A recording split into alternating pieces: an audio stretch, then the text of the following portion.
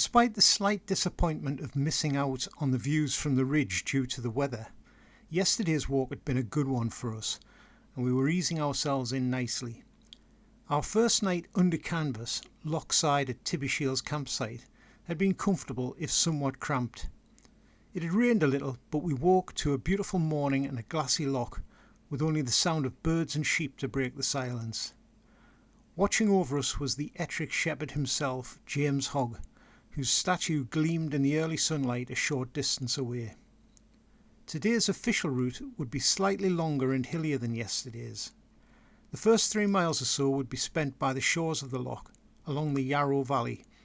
After crossing the A708, the next objective for me would be Dryhope Tower, one of many such buildings that characterise the much troubled medieval Anglo-Scottish borderlands, and where I intended to spend a little time.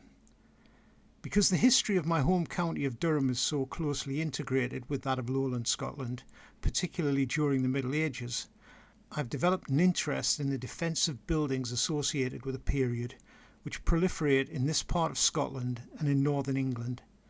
It's always seemed a shame to me that these charismatic fortresses and the stories they've generated, real and imagined, are usually ignored by other walkers, whose videos have otherwise inspired mine. After hopefully visiting a second tower at Blackhouse, where it seems that James Hogg was once employed as a shepherd, we'd face our main challenge, a long ascent through forest to reach Middle Rig, the highest point of the day at 1,555 feet. Blakemuir, which comes shortly after, would be the only summit however, despite being lower than Middle Rig, from where we'd return to the valley floor and the road at Kirkhouse. From that point we'd stay on the road to the finish at the War Memorial at Traquair Crossroads, from where we'd have another 1.5 miles to walk into Innerleithen, where we'd be spending the night at the Traquair Arms Hotel.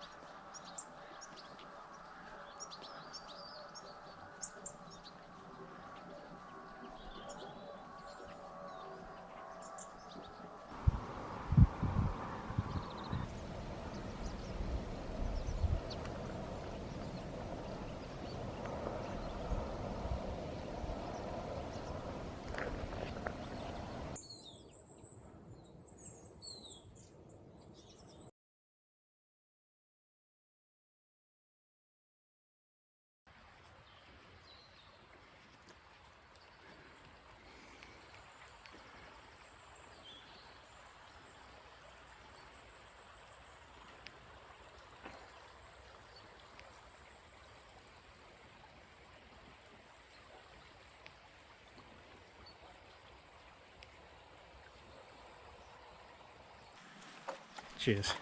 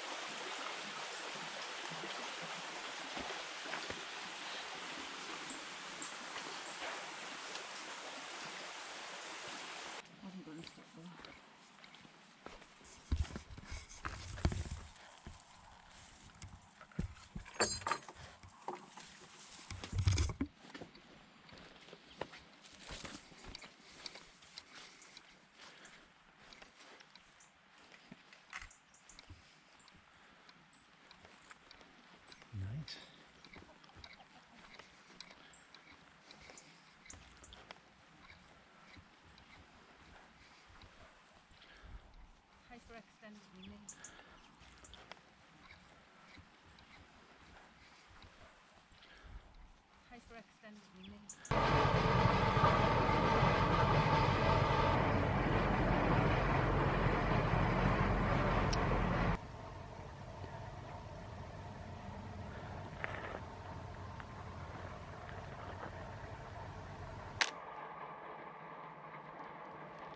forest's blown down.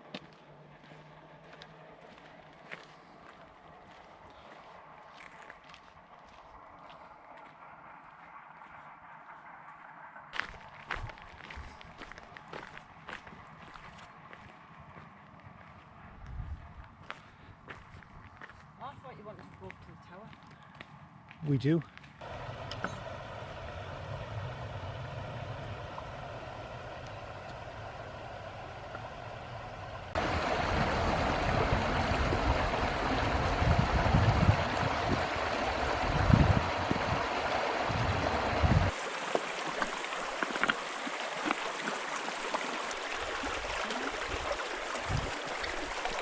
I think we've taken a wrong turn somewhere.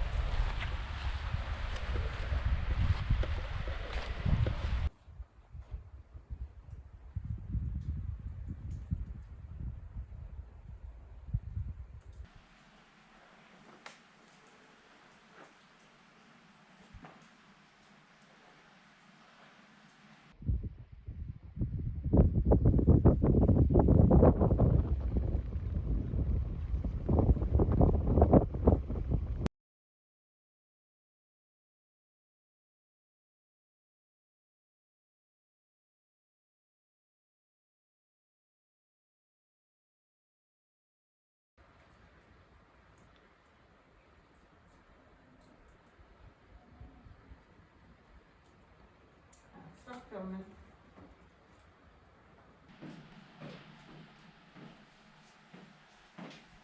It's a cracking tower.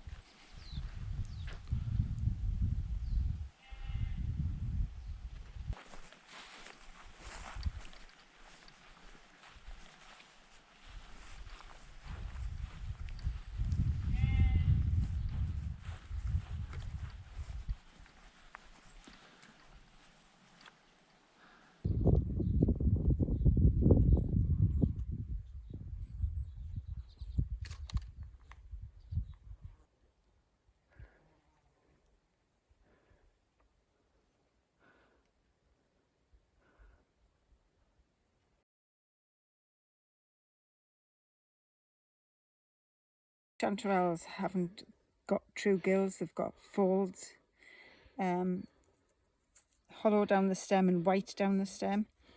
And the smell of apricots and they smell of mushrooms, so they're definitely not. Well, you can tell by the gills they're not straight away.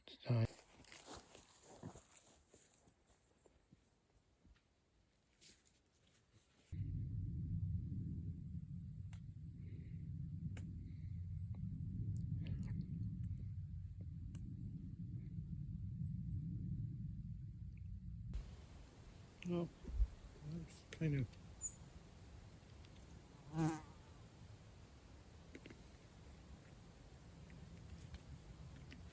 All the corners. Oh, actually, I think. It's well laden, isn't it? Very distinctly different. You know, they sit up. Yeah. As opposed to like.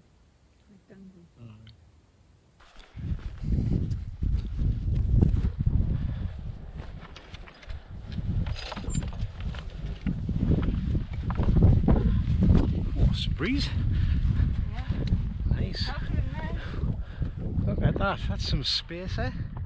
After what, 2k of forest, and you come out onto this. Superb.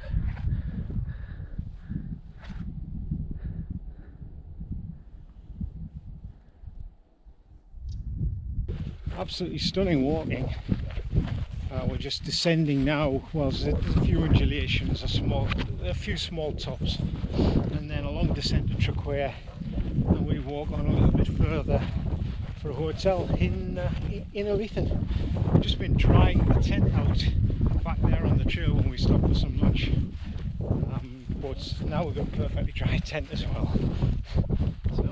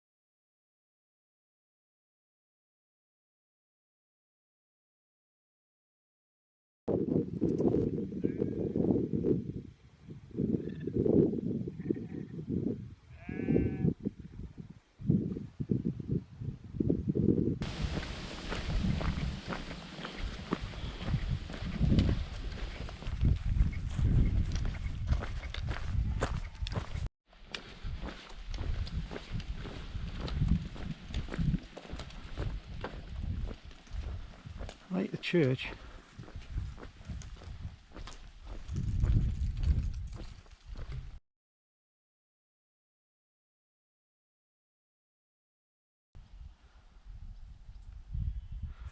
Wonder how much history I'm missing there.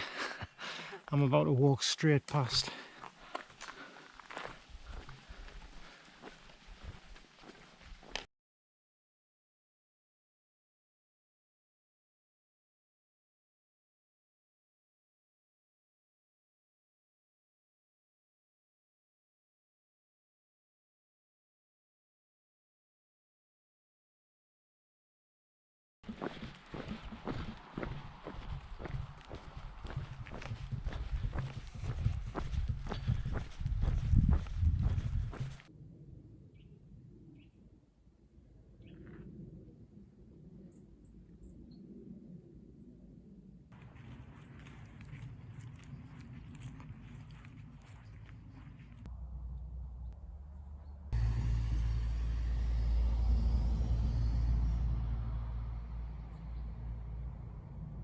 Leaving the campsite at Tibbie Shiels Inn on a mixture of trail and track, we passed through St Mary's Loch Sailing Club and March Wood, following the shoreline to the A708 after about 3.5 miles of easy walking.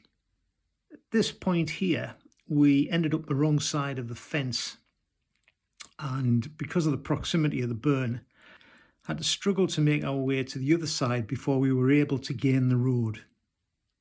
Next came a gentle ascent on the trail alongside the fence to the track above Dryhope Tower. Here we spent a half hour looking around the tower before rejoining the track to continue past Mid-Hill and around the slopes of a wide valley on South Hawkshaw Rig. South Hawkshaw Cluck is quite a deep ravine with a footbridge over it and a sharp pull out of it. After that, it was a gradual descent to the Douglas Burn at Blackhouse, where there's another ruined tower.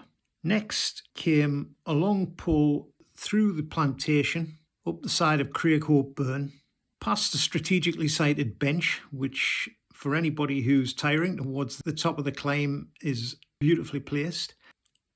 Leaving the plantation onto Middle Rig would be the highest point of the walk that day. After that, it was a gentle series of undulations around the shoulder of Ducalaw onto Blake Muir, which is actually in the guidebook as one of the highest summits. Off Blake Muir, it's a 2-mile descent all the way to the valley floor and the road at Kirkhouse, after which it's about a mile to the crossroads at Traquair. At this point, we had about another 1.5 miles to walk on the road to our hotel in Innerleithen.